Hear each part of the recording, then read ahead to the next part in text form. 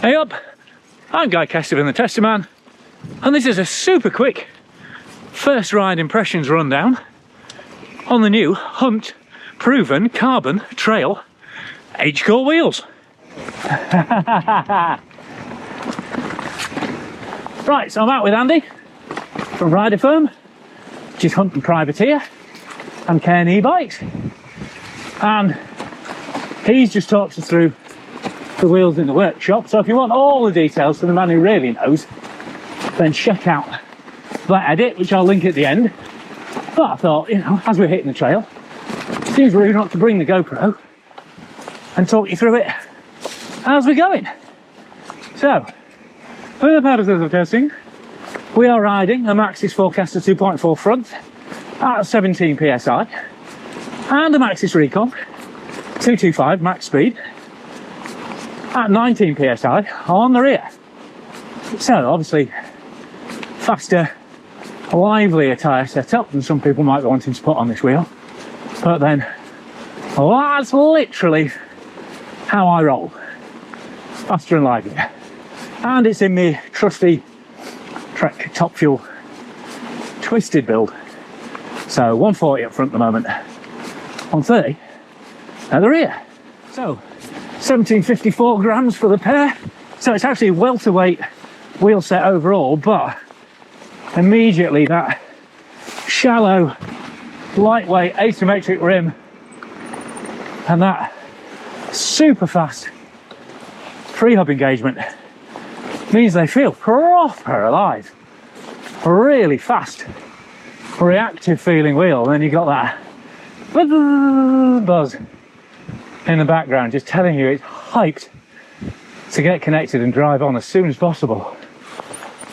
And already can feel it's a lovely precise wheel in terms of tracking and precision. There's some bits of this boardwalk that have got, well, basically they're just the linear runners left, none of the flat planks, and yet this just lined them up and rolled along them no problem at all. And yet coming up here I can feel that shallow rim giving a bit more compliance and more traction than I'd expect from the Recon, and a little bit more rollover on the front as well. So very, very positive first impressions.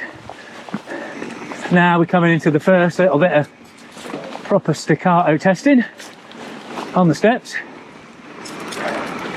Got the fork cam on as well, and again, I mean, I'm getting used to this new Grip-X damper, and it is definitely smoother than the old Grip 2, but that just felt really nice and planted. Wasn't sure how icy and slippery things are going to be there, but again, the Forecaster isn't a tyre that needs a lot of flattering. Felt really good down there for sure. Yeah, all round trail wheel, been all round impressive so far. Right, got the rear wheel cam on in the sidebar for a little bit of pop the throttle, move it around action. Oh, bit of river splash, and then we drive. Yes, come on. Just said to Andy, feels a lot more like 1500 quid wheel set. All right, feels a lot. Oh, look at that light. That's worth clipping up separately, but feels a lot more like a 1500 gram wheel set than it does 1700 gram wheel set. Really responsive, not just in terms of that free hub pickup, which I was expecting. Been riding DT Swiss recently, and obviously a lot slower pickup, but also just in the rim feel and the way those spokes are pulling the torque through to the tyre. Just feels really brisk and alive. Recurring theme, Kestevan keeps calling them alive. And while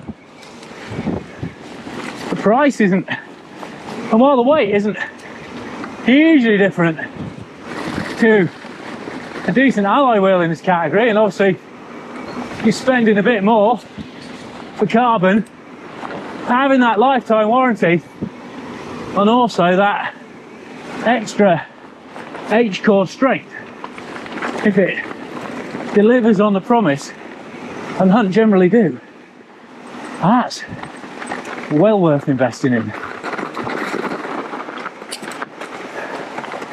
All right, a bit trickier than expected today. Yeah, I managed to with the 8.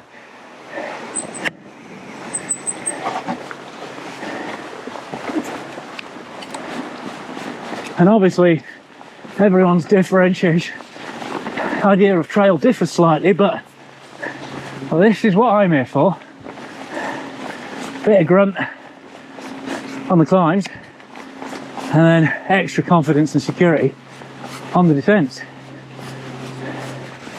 I'll be honest, dear viewer, I'm going to record this bit just because I think the light is going to be sick and like a bit of dual wheel slide.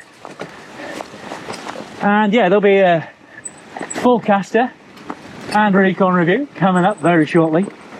But spoiler alert, these tyres massively piss me off in some ways because, hello,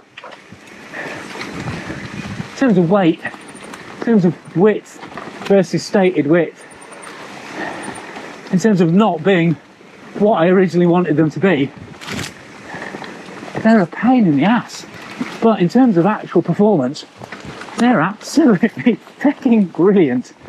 So it's a reluctant, absolutely would recommend. Oh, this looks messy. Oh no, they've scooped it out. Not so bad. So yeah, but yeah, go into more of that detail later. Look at the light though.